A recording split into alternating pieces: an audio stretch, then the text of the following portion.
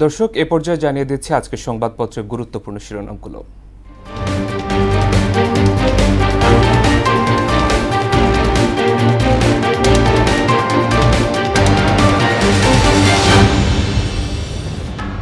দর্শক, শুরুতেই আমার কাছে আছে প্রথম আলো। সচিবালয় বিক্ষোভ, দিনভর অচল ছিল এনবিআর, নগর ভবনে তালা। 3 জেলার সীমান্ত দিয়ে 162 জনকে ঠেলে পাঠালো বিএসএফ। জুলাই হত্যাকাণ্ডে এক মামলায় আনুষ্ঠানিক অভিযোগ দাখিল।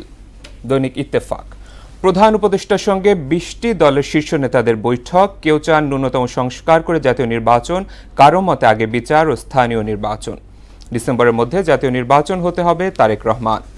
সমকাল, রাজনীতিতে কমেছে উত্তেজনা, কাটেনি অনিশ্চয়তা। আন্দোলনের মধ্যেই ফিরেছে চাকরিচ্যুতির বিশেষ বিধান।